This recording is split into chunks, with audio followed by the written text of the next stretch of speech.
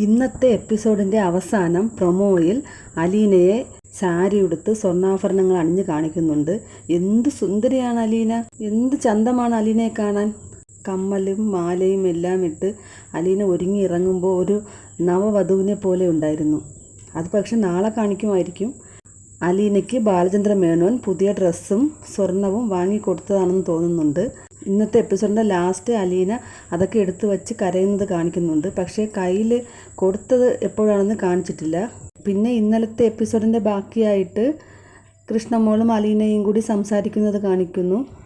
വളരെ ഹൃദയസ്പർശിയായ ഒരു സീനായിരുന്നു അത്.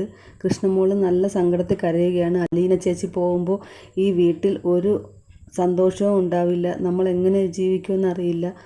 അപ്പോൾ അലീന പറഞ്ഞു, നീ എൻ്റെ കാര്യമൊന്ന് ആലോചിച്ച് നോക്ക്, എനിക്ക് എല്ലാവരും ഉണ്ട്, പക്ഷേ ചൂണ്ടിക്കാണിക്കാനായിട്ട് ആരെങ്കിലും ഉണ്ടോ?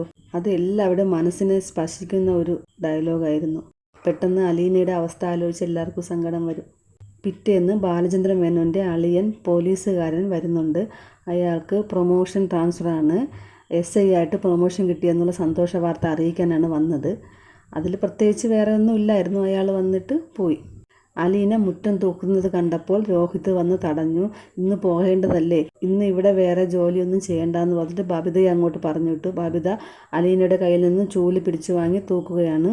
പിന്നെ അലീന അടുക്കളയിൽ കയറാൻ പോയപ്പോൾ കൃഷ്ണമോൾ പറഞ്ഞു, ഇന്നത്തെ ബ്രേക്ക്ഫാസ്റ്റ് ഞാനും ബബിതേച്ചിയും കൂടി ഉണ്ടാക്കാം. അലീന ചേച്ചി പോയി കുളിക്കുകയോ ബാഗ് പാക്ക് ചെയ്യുകയോ ഒക്കെ ചെയ്യാമല്ലോ.